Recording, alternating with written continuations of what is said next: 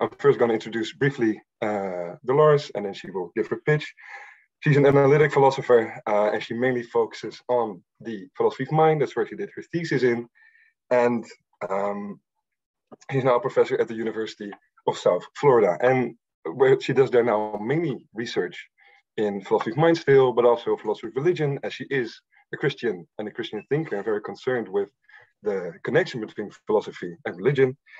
And kind of at maybe the crossways of this, she talks about the mind-body problem. So how does physics or like a physicalist worldview fit into a religious worldview? Is it even tenable? Is physicalism in general tenable? So that's what we're going to hear about her. So I'll give the floor to Dolores.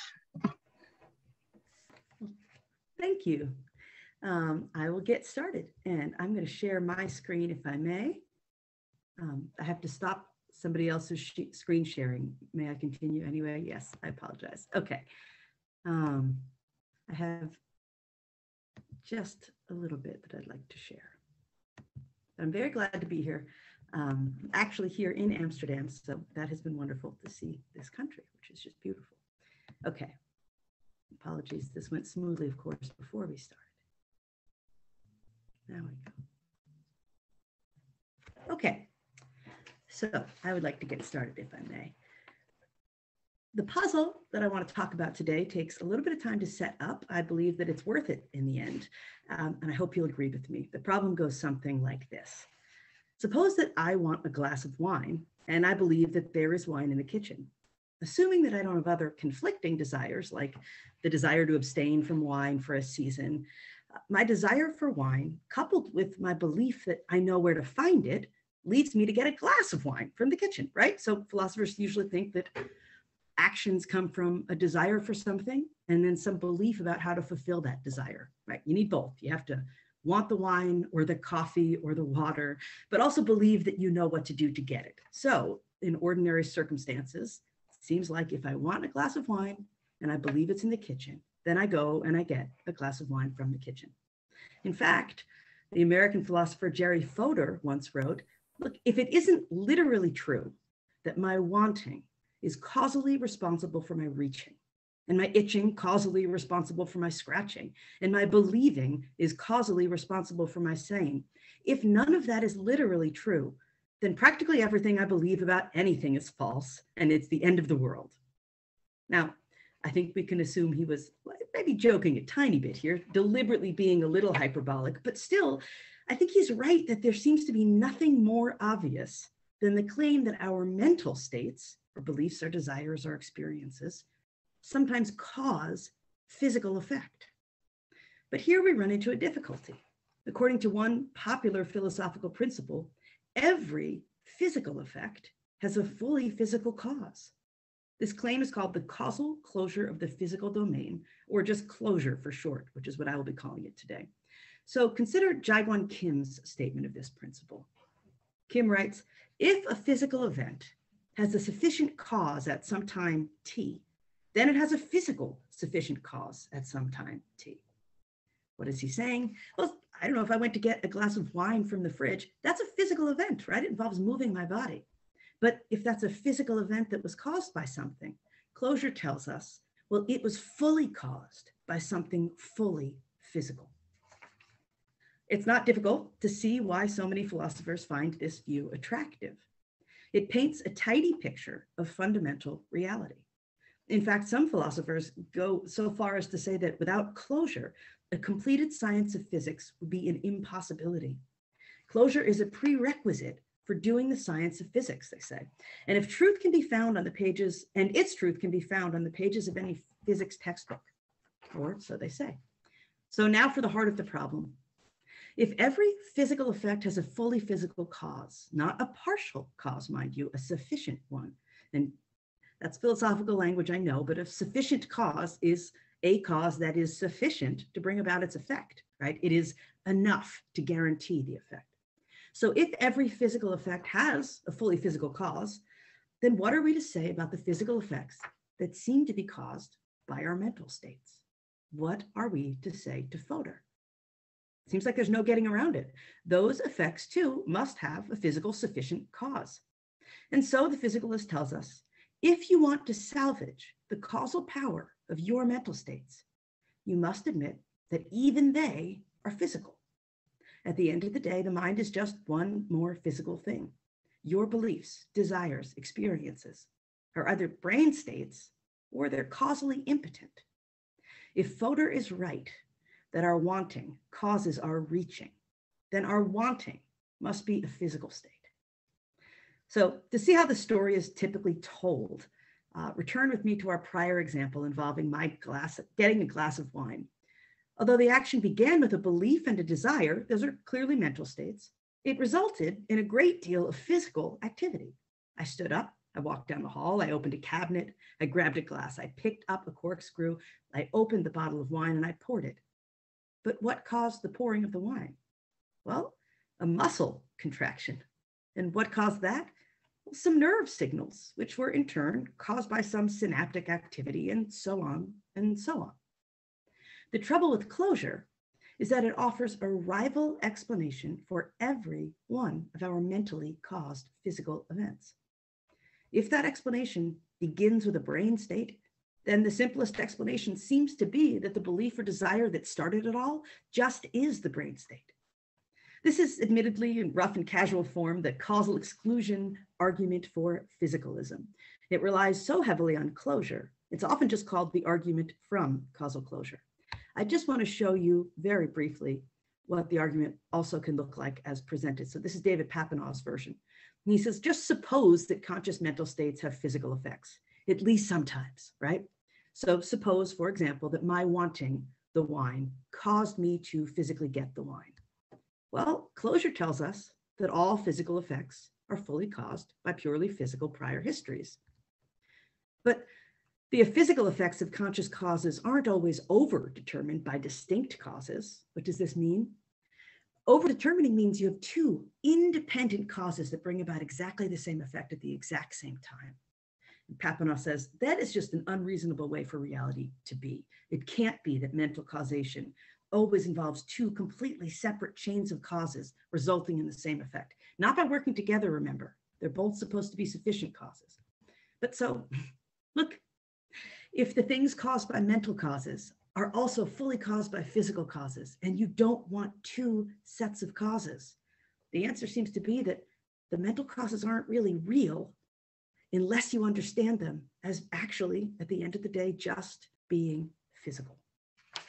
So here's why I find this all so problematic. If the world in which we live is a causally closed system, and if that system is wholly subsumable under the science of physics, then God, if he exists, must be causally impotent here. He may have set things in motion by creating the world, but he doesn't ever make a causal difference in the world. And the same must be true for human minds or persons, should they turn out to be irreducible to the science of physics. The standard causal closure principle tells us that all physical effects are wholly caused by purely physical causes. The best that God or the human mind could hope for would be to be counted as one of these weird overdetermining causes. So overdetermining causes don't make a difference in the world. They just kind of get to run alongside the real physical causes. In this small way, maybe causation could be possible, but no difference-making causation. None of this is a problem for the physicalist, at least the atheistic physicalist, but it ought to give us all pause. These are substantial metaphysical claims. If they just follow from the causal closure of the physical world, then we'd better have good reasons for accepting this principle before we agree to close the door on these questions. This is a lot of ontological weight for a postulate to carry.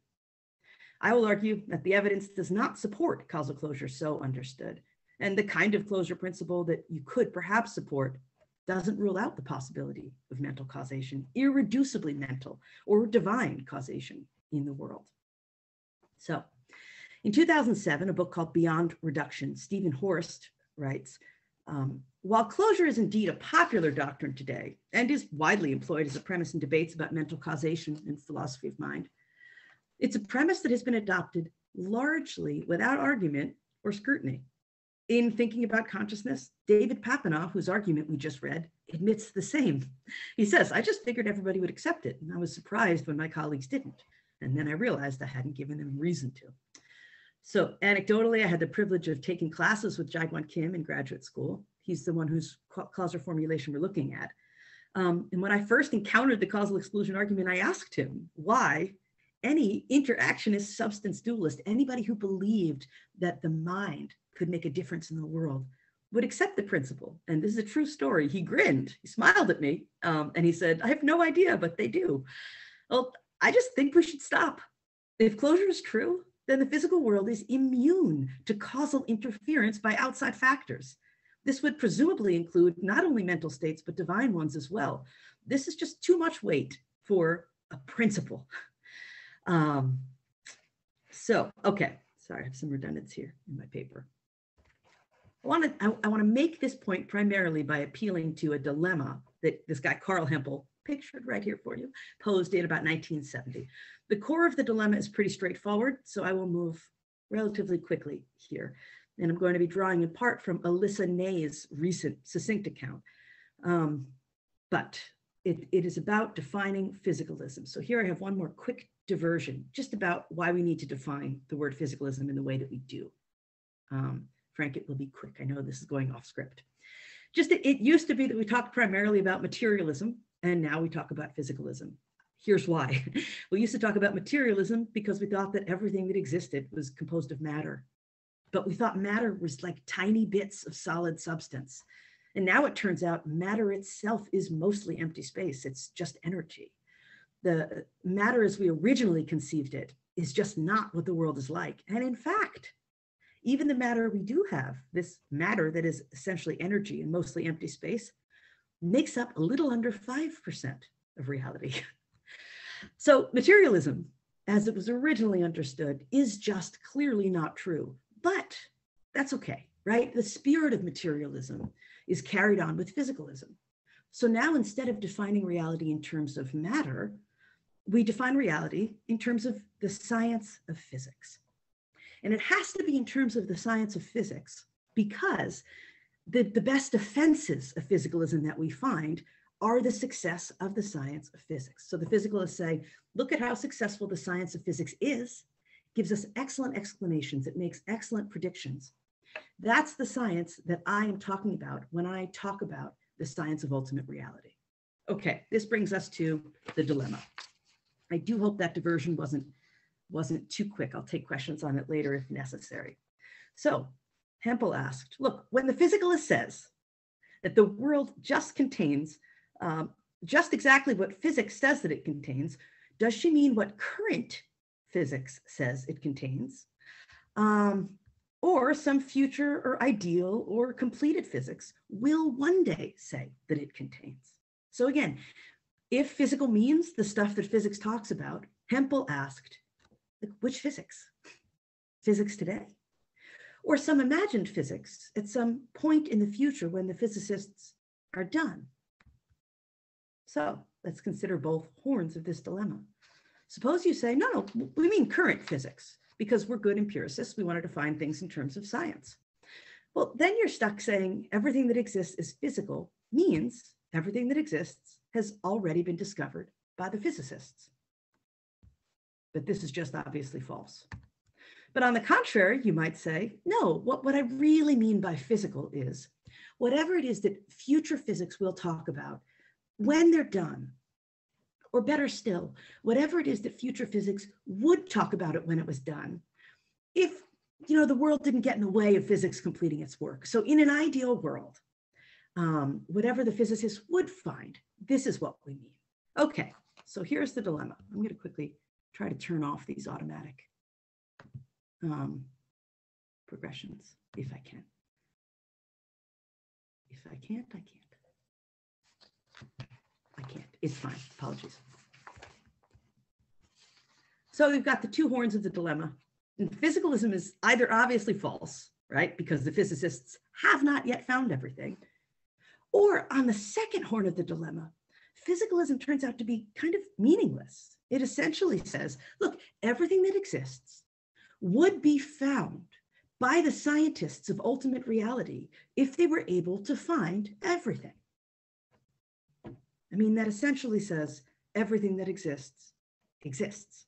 Maybe, it says, everything that exists could in theory be found by some science. That's a slightly more meaningful claim.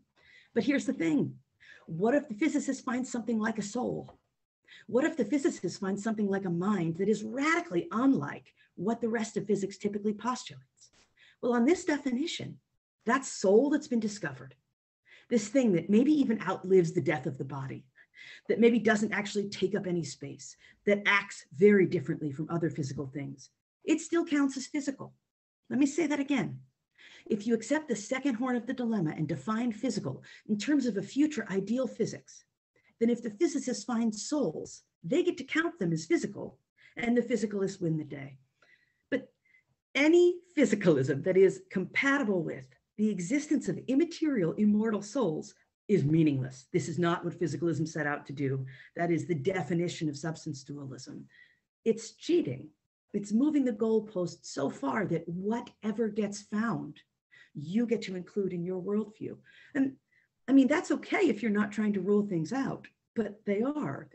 The physicalists are trying to rule out fundamental mentality by claiming causal closure. But this view is open to fundamental mentality.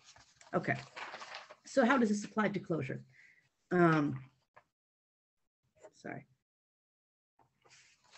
Once again, if closure says every physical effect has a fully physical cause, we have to ask, like, what do you mean by physical?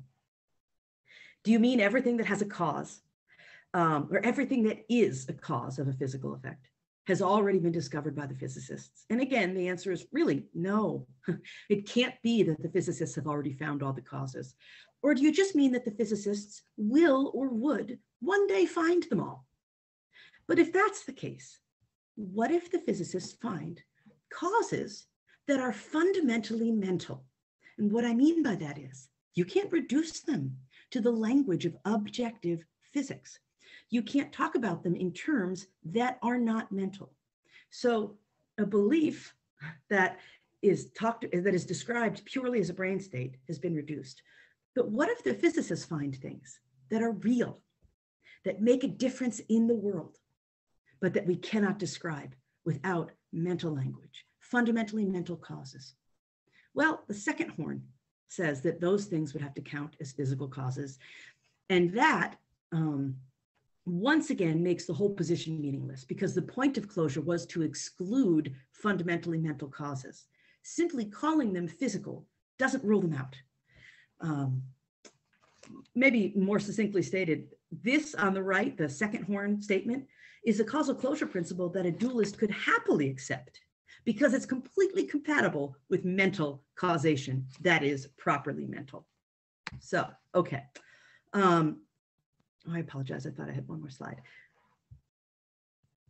I'm just going to keep this slide for now and move from here. So you have the dilemma in front of you. So in a paper called Defining Physicalism, Elisa Ney characterizes 6 broad responses one might make to Hempel's dilemma.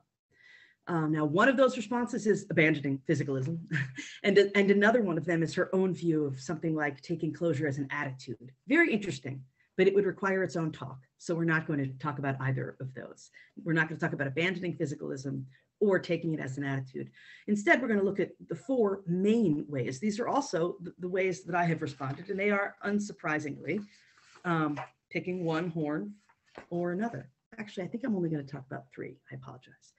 So what's one possibility? Well, the first possible response is just taking the left horn of the dilemma. It's just saying, listen, actually, what we need to do is embrace current physics. So Andrew Melnick does this in a paper called How to Keep the Physical in Physicalism. Andrew Melnick endorses this first horn response, and he suggests that physicalists take what he calls this scientific realist attitude towards physicalism. Although currentist physicalism, that's first horn physicalism, defining physical in terms of current physics, although this view is almost certainly false, grants Melnick, it's still a more likely hypothesis than its dualistic relevant rivals. And so, Melnick thinks, the physicalist should stay a physicalist, treating physicalism as the best hypothesis about reality, even though it is almost certainly a false hypothesis. So what would this look like? Well, a first horn closure principle would say something like this. If an event that is characterizable by current physics has a sufficient cause at some time t, then it has a sufficient cause at t that is characterizable by current physics. So at this point, a closure principle that appeals to a currentist definition of physical denies the existence of events that are postulates of physics believed to be caused by something, but not believed to be caused by anything of which the physicists are already aware. Simply stated, this statement of closure tells us that the physicists have completed the work of finding all of the causes for effects that are known to them. But they haven't. No physicist would say that they had. Every physicist knows that there are effects in physics, things that the physicists have found and know to be caused by something, but they are not yet sure what they're caused by. This is why physicists are still doing physics, right? Now, of course, Melnick grants that a current construal of physicalism is almost certainly false. So could we do the same for closure? I don't think that we could. It seems overwhelmingly more likely than not that physics will discover new kinds of causes. And so it's far more likely to believe that future physics has the answer here. But more to the point, even if somebody was to endorse this closure principle while accepting that it's almost certainly false, this principle would be of no use whatsoever in a causal exclusion argument. It's one thing for a dualist to be forced to reckon with the implications of an actually closed physical world.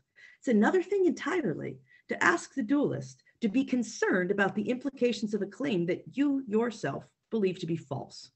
No false premise has any implications worth worrying about. Any argument containing a false premise is thereby undermined. Now, look, remember, it is appropriate and necessary that we demand consistency here. It is not philosophically defensible to define closure in terms of present day physics, but then invoke some other closure statement later to give a causal exclusion argument. This is just equivocation. It's a fallacy. Why do I say that? Because I see this at conferences. Physicalists will give an argument and they'll appeal to closure. And I will say, well, what have you said about Hempel's dilemma? And especially if they want to define it in terms of current physics. When you talk about what's not yet known, they immediately appeal to future physics, which would be fine if they were not trying to draw firm lines around reality. Remember, keep in mind, please, the whole point of this. The physicalist wants us to believe that God could not act in this world because closure is true. The physicalist wants us to believe that the human mind, unless it's just physical, couldn't act in this world because closure is true. If closure is defined in terms of current physics, it's not true, and we don't have to worry about it. So this brings us to the second horn, and I'm looking at the time, and I'm just really going to look at two second horn responses. One of them is this. You say, no, okay. The second horn permits a closure statement that's not obviously false, but it does so at some cost. Suppose we define physical in terms of future or ideal physics. A woman named Dowell does this, and she defines closure as something like this. If an event, we're going to just use the word, if an event characterizable by the ideal scientific theory of the world's relatively fundamental elements, in other words, if the science of ultimate reality, has a cause at T, then it has a cause that is also characterizable by the science of fundamental mentality. So if physical just means the kind of thing that the ideal scientific theory of the world's relatively fundamental elements could talk about, this is meaningful. I'm going to go off script again because I think that this is clearer. The first way of using the second horn to respond is just to say, when I say physical, I mean whatever the future physicists will find, right? And that's okay. Then you say, everything that has a cause, everything physical that has a cause, has one that the scientists of ultimate reality will one day find. And that's great. That is really primarily a statement of confidence in future science. There's nothing wrong with that. The question is, what do you do with the problem of fundamental mentality? If the science of fundamental reality finds causes that can only be captured in the language of the mental, what do we then say? This is what divides the two ways of responding using the second horn. People like Dowell say, well, we just have to call it physical. I don't expect it to happen, says Dowell, so I'm not really worried. But yes, my physicalism is totally compatible with fundamental mentality acting in the world. We would just call it physical if the scientists found it. Other physicalists say, no way. If my physicalism is fully compatible with the most robust of dualisms, it has failed. Again, the goal here is ruling out these causes. So people like Wilson say, here's what we do. We take the second horn of the dilemma, and I'm going to add a second slide as we go here, just because I thought I had already done this. No, I'm not. All right, and we add what we call a no fundamental mentality constraint. So here, I apologize, I'm having technical problems, but hopefully I'm going to stop sharing and you can just see me. So on the first horn, you say, closure tells us that the current science of physics has already found the causes, but this is false. On the second horn, we say a future science would find all the causes if it were, perfectly enacted. And we say, okay, what if it finds fundamentally mental causes? And here, some of the physicalists say, well, we have to just call them physical. It's weird. Fortunately, we don't think it'll happen. But other scientists say, no, absolutely not. I am so confident in the truth of physicalism, they say, that I'm going to define physical in terms of a future ideal science and add on a rule that the physicists will never find fundamental mentality. But at this point, we have just lost the boat as far as philosophical principles go. This is a statement of faith. It is not the role of the philosopher to tell the physicists what they are going to find in the future. That isn't how philosophy works. It absolutely isn't how science works. And closure is supposed to be a principle about science. So I don't think there's any way of defining physical that makes for a causal closure principle that a dualist has to even worry about. I don't think we should worry about a false principle, and I don't think we should worry about a principle that's compatible with dualism, and I don't think we should worry about a principle that just stipulates on faith that fundamental mentality won't be found. That's it. Nice. Give it up in your house, in your living room for Dolores, please. Thank you. Sorry for the missing slides in the tech bubble. That's completely fine. I thought it was a very clear story. I was a bit worried when I read your paper that it was going to be very theoretical, but I think it was actually a very nice, clear overview of problems in philosophy of mind. And in general, you kind of also hinted at a specific intention and a reason why you also even do this philosophy. So I think that's very lovely. But we're going to return to you after the break. We're first going to listen to our Frank from Leiden. He's a continental philosopher with an interest in analytic philosophy, although I've been told by him that he tries to ignore the distinction as much as possible. He has a definite interest in Nietzsche, Merleau-Ponty, to name a few names, and most importantly, probably for this talk, is that he is now teaching a course on body and embodiment, basically also talking about the mind-body problem, but also other things regarding how to even be an embodied self and stuff like this. So, without further ado, I give you Frank Chouraqui. Thank you very much. I'll try to keep things short. I wanted to thank everybody. I want to thank both Veritas and Symposium for organizing this. I'm very glad to have the opportunity to meet Dolores as much as we can meet each other these days. And I think it's a splendid idea, huh? These common events between different associations.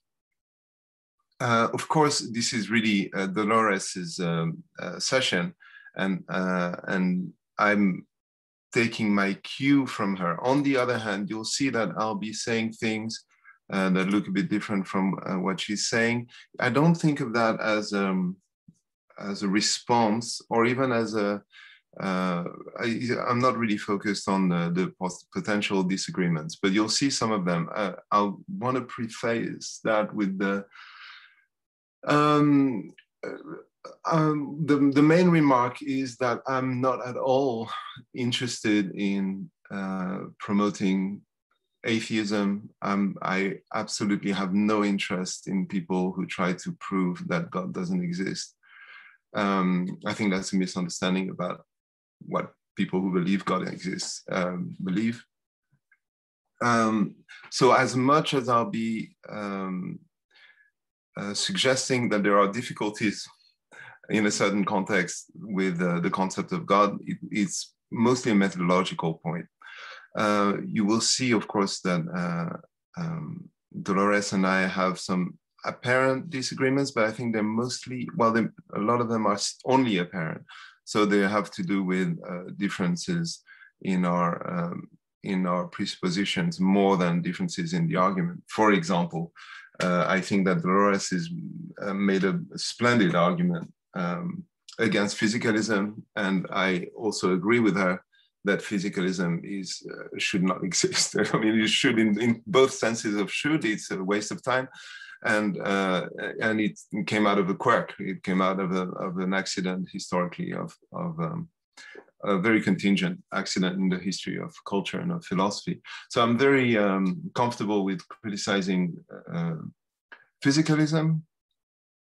I have different arguments against physicalism than Dolores has, and I think that the difference in those arguments leads to a different way to think of in what meaningful sense is there room for a God. So I also have a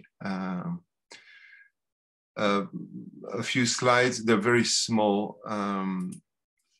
Let me see if I managed to do that. Is this visible?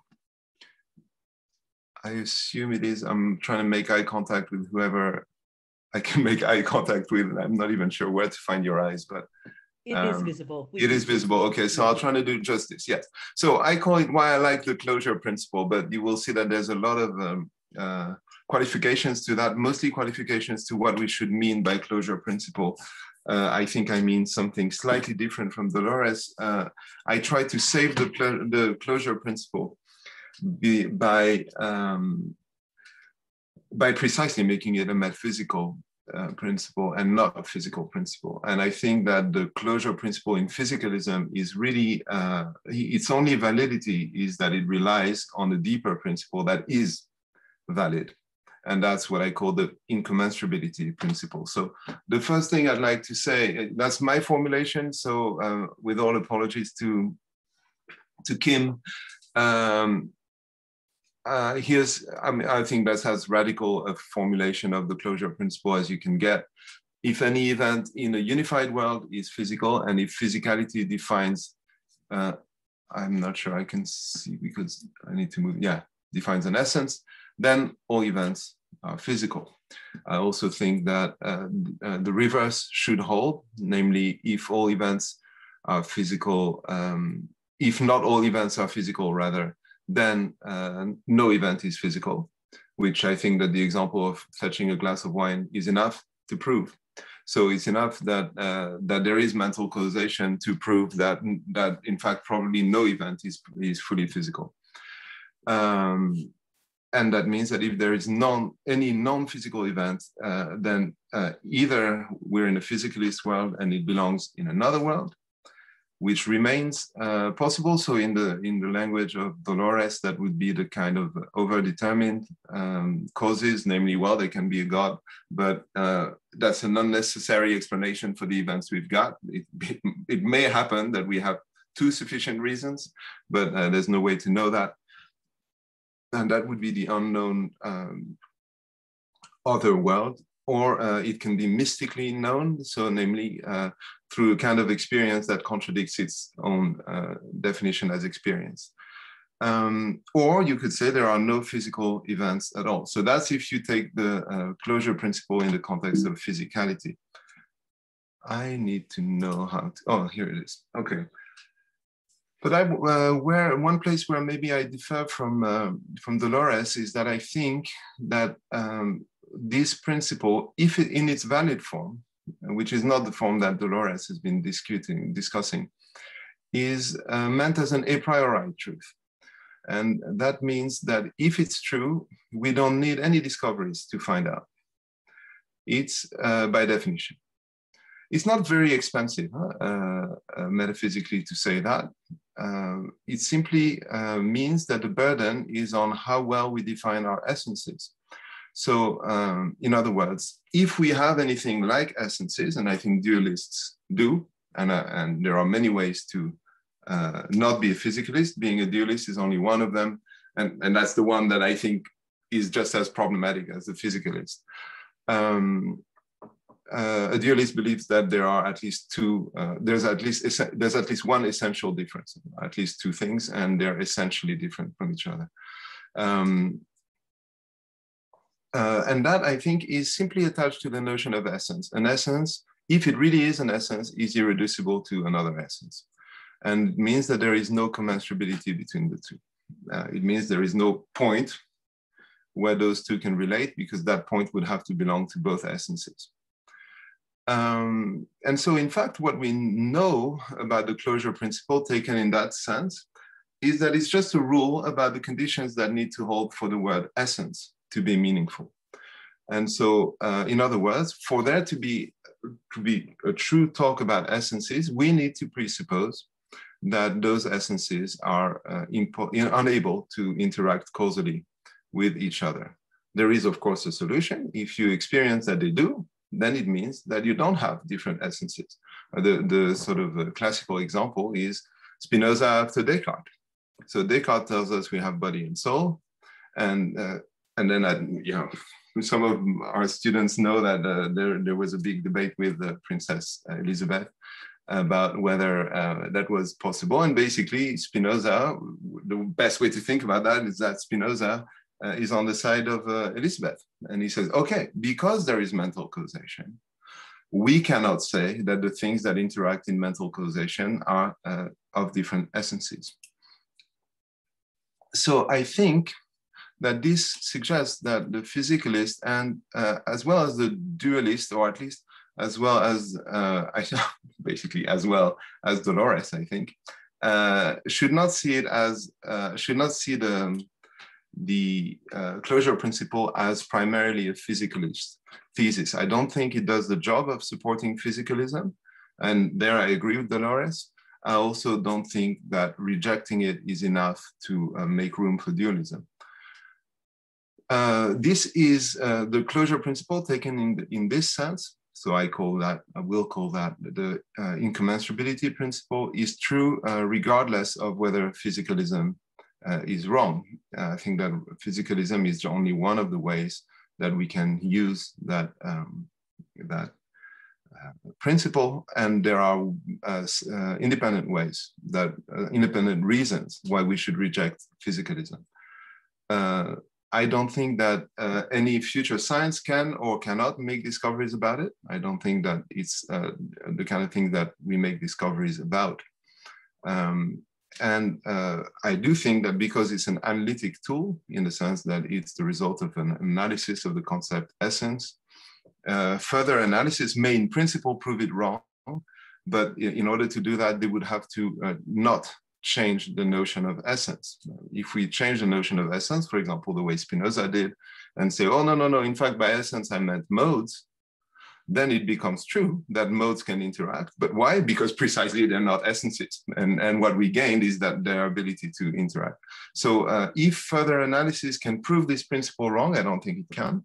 On principle, it could, because analysis can change analyses. In a way, that's already an application of the principle. Only analysis can change analysis. And empirical discoveries cannot change analysis because there's incommensurability between them.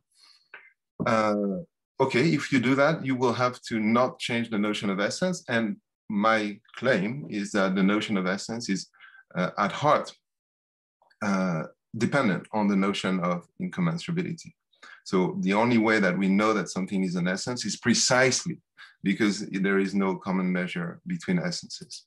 Now, that's why I like to reformulate the closure principle as the incommensurability principle, which simply says that causation does not cross essential divides.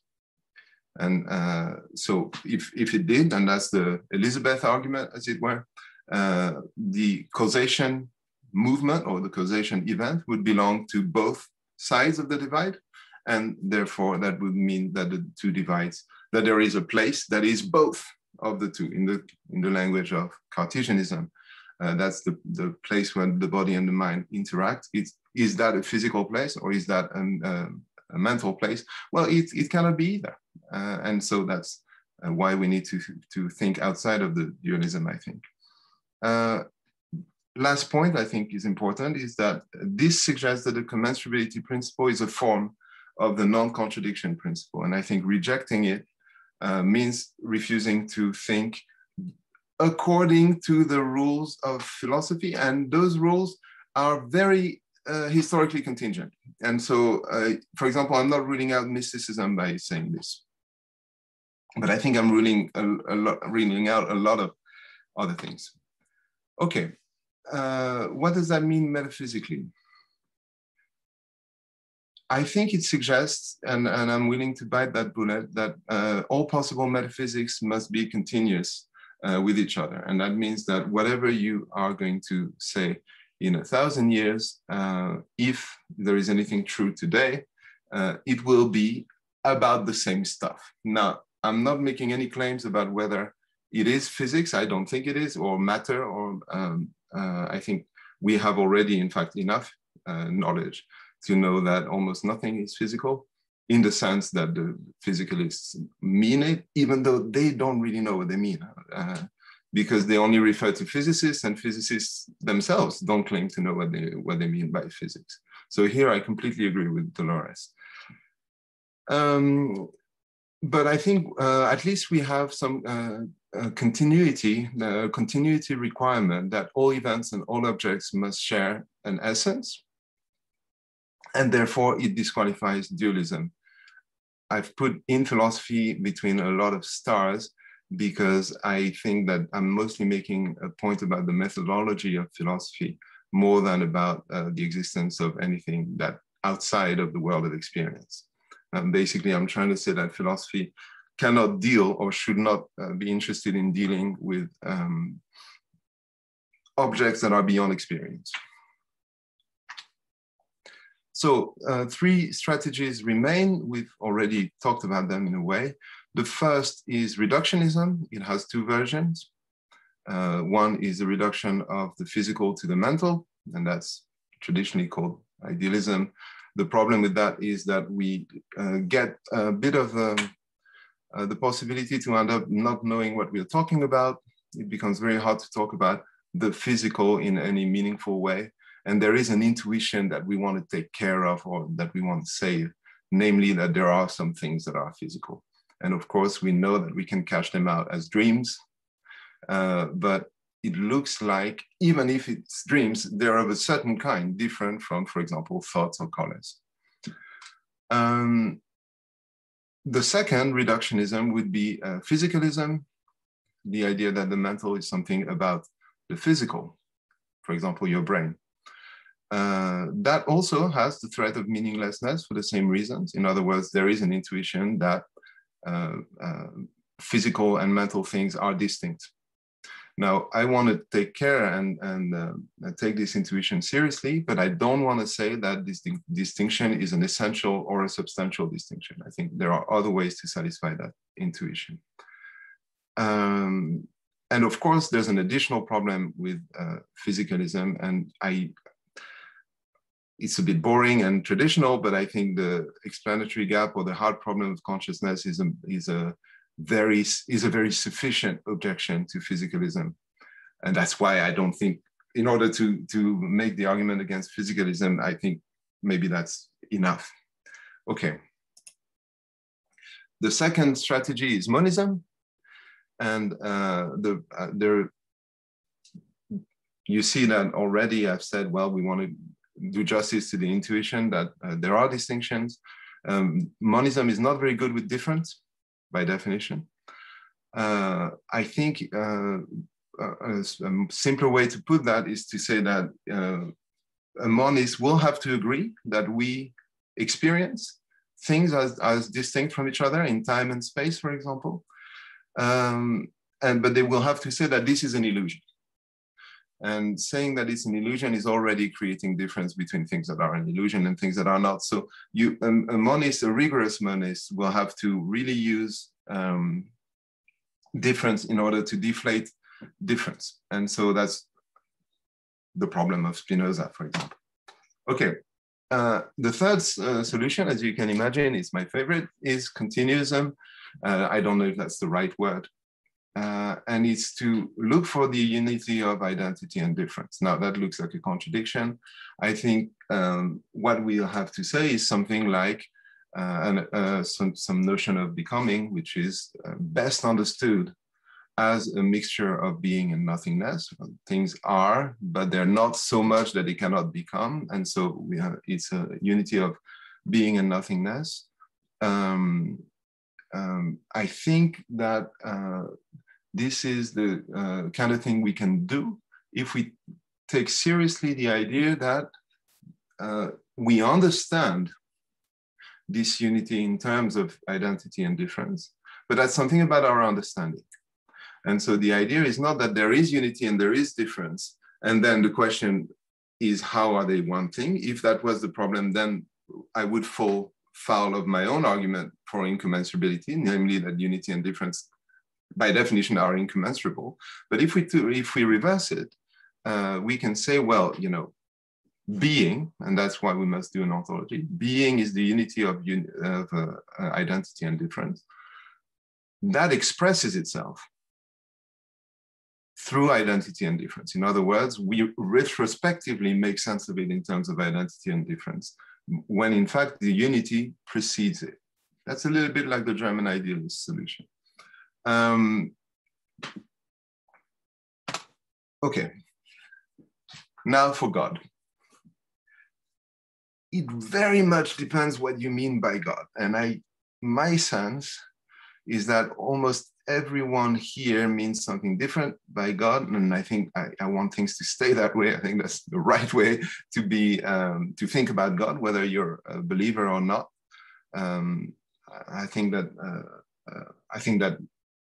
well, there is a pathos in current philosophy that is not very sympathetic to religious philosophy. And I think it's very largely based on a straw man. And in fact, it's based on many, many straw men and women. In other words, it's the first mistake there is the belief that faith is monolithic and that everybody means the same thing when they say God. Now, I think that in the context of the closure principle and physicalism, the kind of God that is incompatible with physicalism, for example, is a spiritual God. And that's, of course, one possible God. It's not even clear to me whether that's the Christian God is like that. It looks to me like probably the Jewish God is like that, and probably the Muslim God also.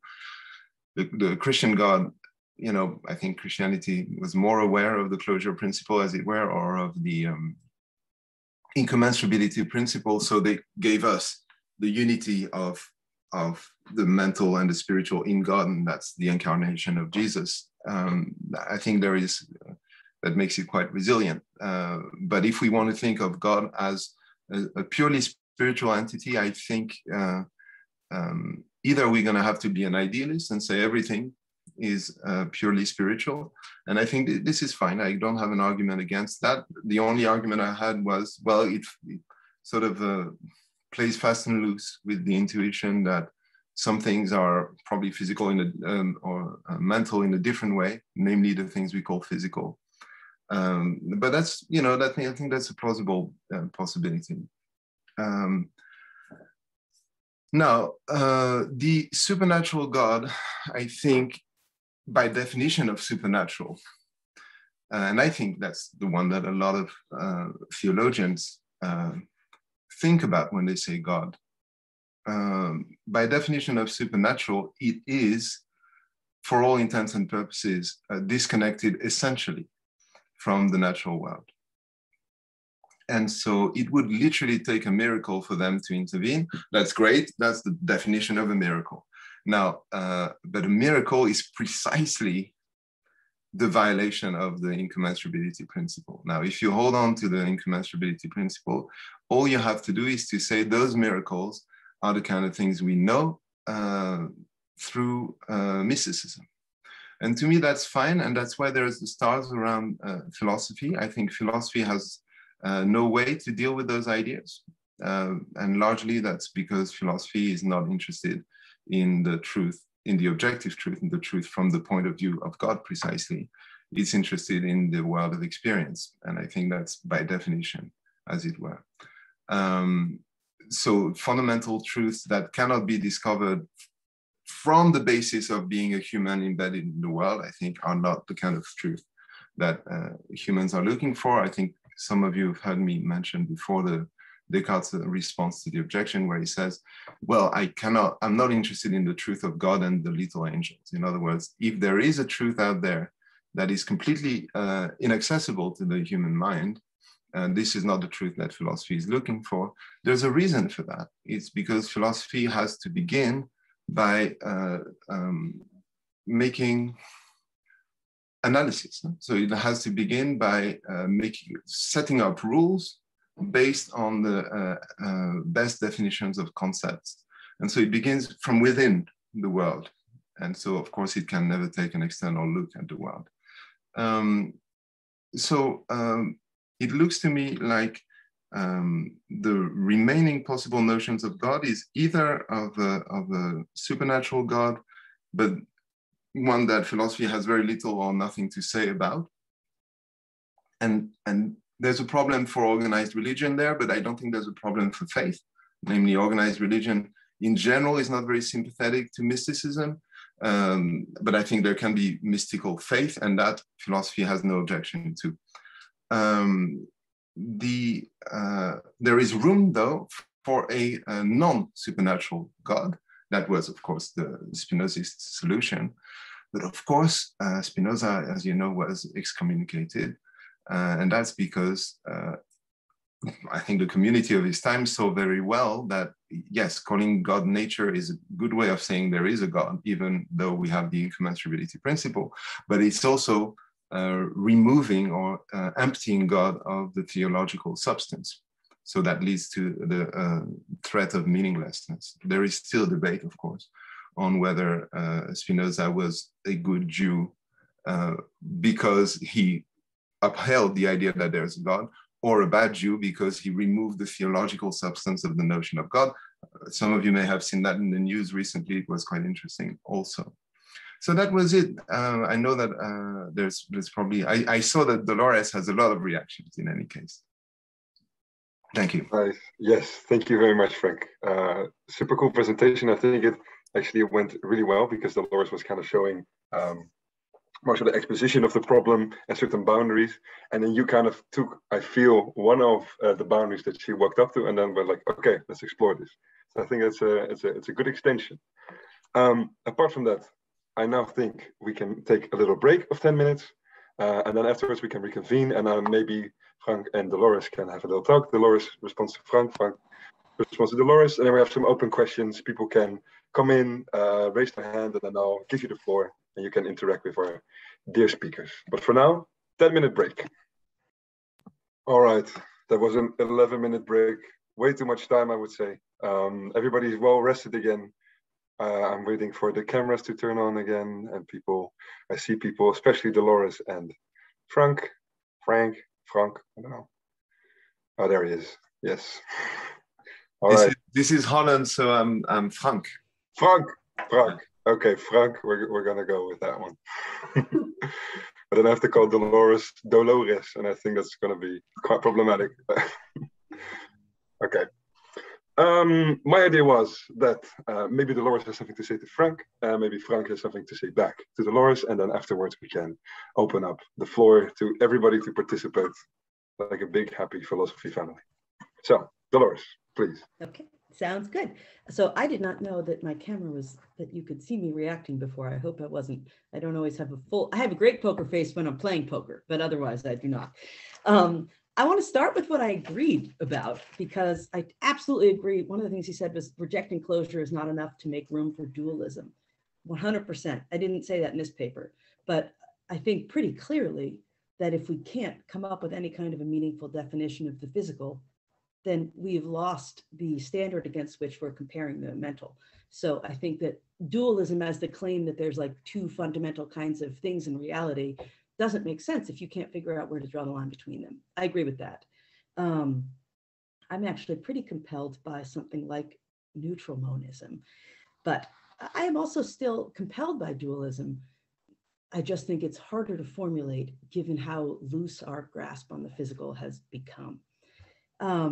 So what else did I want to say?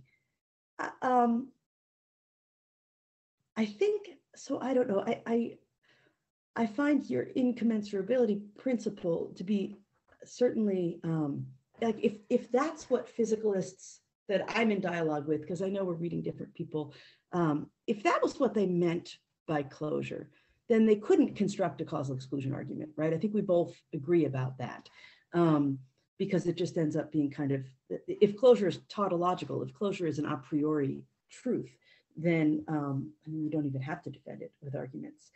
I guess I'm just wondering, this is going to show my hand as an analytic philosopher, but why can't essences interact causally with each other? And you said something about how the answer depends, that if you find that essences are different, essences are causally interacting, then it turns out you really just have modes. And I have to confess that although I remember in graduate school discussing this, it's been a long time and I don't remember the difference or why it's significant. But I guess I would say this, for whatever it's worth,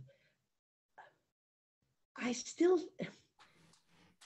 if what we really want to say is that there is something that all of reality shares, right? They all somehow are essentially or have the same essence. They're in essence something that's the same kind.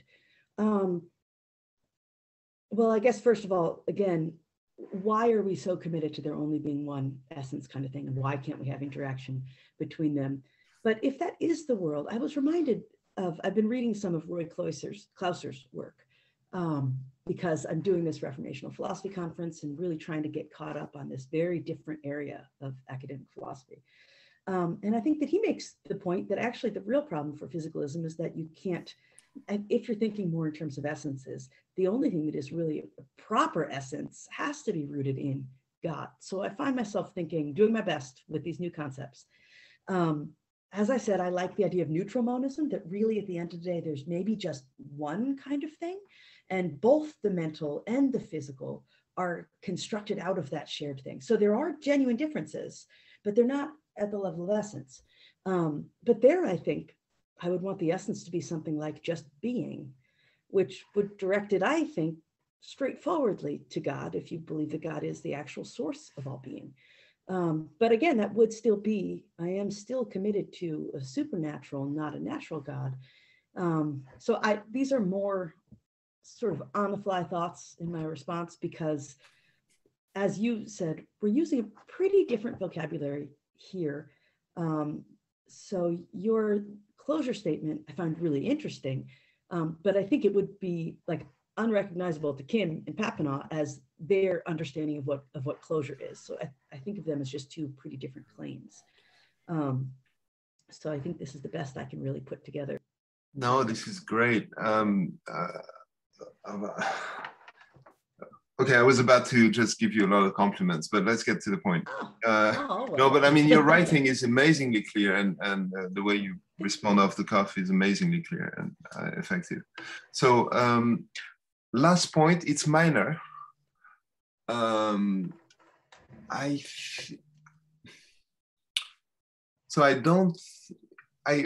was a bit more optimistic. I don't think we're using words so differently. It's just that I wanted to analyze the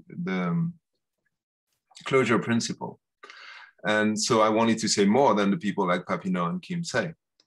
But my claim is that that's what they should say. So I'm from their own perspective, right? So of course I'm saying more, and I'm saying, well, basically this principle that they think is fundamental is really grounded in another deeper principle that's harder to refute. Basically I'm trying to fill in the blank on their behalf. Of course it cuts both ways, because my argument there converges with yours, and it is to say, well, if you derive the certainty of your closure principle from the incommenstrability principle, you can do that, but then you don't get physicalism. You need more to get physicalism. And I think, and there I think you're right to show that because they don't give the reasons, they get away with more than they can get away with, that they should really get away with. But not that there's no reasons, it's just that the reasons don't lead where they want. So I think, let's put it this way, the incommenstrability principle is not a familiar concept in continental philosophy either. Okay. Now the stuff on God and being, so you said, well, you know, it's true, if God really is defined as the source of all being, then we're all theists. But you want to say more about God than simply is the source of all being. So because that's also an analytic truth, that all beings have a source. I mean, that's, in fact, it's an a priori in Kant, right? it's, you know, every event has a cause and beings are the results of events. So, but you want to say more, I think. And that, again, that's maybe what I was talking about when I said, well, if you don't have a supernatural God, then you can have it. And if you want a mystical God, namely, it's, you know, a God that's personal, but we don't really have a reason to believe it's personal, apart from mystical experience. Then I think that works fine. But I think saying, so in other words, there is a distinction between being and God, even though they can be both understood as the source, even though in ontology, technically, we don't like to say that being is the source of the beings. We want to say that being is what the beings have in order to be, or what makes the difference between a being that is and a being that isn't. But that's, you know, it's the source of the being of the beings. Let's put it this way. And I think, of course, there's been a lot of, for example, in phenomenology, there's been a lot of phenomenologists who brought it back to Christianity. Yeah? So there's been a theological turn in phenomenology, especially in France, that basically by saying, well, you know, being in Heidegger, it ends up being God. And I think that's, there may be very good philosophy, it's not good phenomenology, but that's, I don't have an objection to that. But what I would like to say is that in any case, if you want to say that, you either you're going to say, you're going to, again, remove all the theological from your God. It's not personal, it's not moral, it's not historical, it may not even, there may not even be a moment of creation. It's not the God that talked to Moses and all that stuff. Or you're going to have to give us a reason for all that stuff too. So I would still like to maintain, at least heuristically, the distinction between God and being. Why should we say that there's only one essence? Okay, bear with me. That's the first slide, and I went over it very quickly when I said, well, if the world is unified, then you get all that stuff. Now, why should we privilege the hypothesis that the world is unified? So there are two scenarios if it's not unified. If it's not unified, there is the world we're in, and then there's another part of the world, which for all intents and purposes is another world because it's incommensurable with ours, so we don't experience it. Now, that's fine, but that goes back to your overdetermination worry. In other words, yeah, there's a lot of causation happening in that other world, but it's got nothing to do with us. The other option is to say, no, we live in two worlds. But then you have a body-mind problem or something equivalent. So if you want to say the two worlds are the worlds of the body and the world of mind, that's Descartes. You might want to say something else. You might want to say the two worlds are the worlds of morals and the world of practical life, for example. But again, you will have a commensurability problem. So it's not the pineal gland that will be the candidate for the interaction of those two things. You know, it might be the Bible, for example. You know, how do you both combine morality and practical life? But the Bible would have to be made of those two things. And so otherwise we have only one world. That goes back to something that I saw you did not buy at the end of my little pitch, which was the idea that philosophy should not be talking about objective truth external to experience. That's because that would belong in another world. Yeah. Okay. So maybe I'm more optimistic than you. I feel like we're very largely on the same wavelength. I think the core difference, but I don't really want, it's purely methodological. It's not ideological. I don't have any irritation when I hear religious philosophers. Is that I would say methodologically, the game of philosophy, and I call it the game because there is no real reason to stick to that game more than there are to stick to any game. You know, yeah, if you want to play football, then play football and play by the rules, but no one can tell you that you should play football. So I think the game of philosophy is organized by the idea, by the reflective equilibrium. So if we want to do philosophy, we want to have as few principles as possible and have them explain as many things as possible.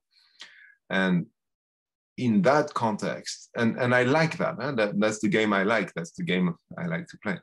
In that context, it seems to me that God is distraction. But that's very different. I don't add the thesis that philosophy tells us how to live or that philosophy encompasses all of life, because if I did that, that would be a dangerous statement, an intolerant statement. The consequence would be intolerance towards religion.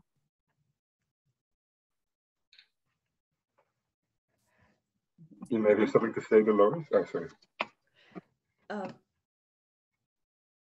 Yeah, I mean, I think that you're right that we agree almost entirely about contemporary physicalism, which is great. I love finding people who agree with me about contemporary physicalism. Yes, I still.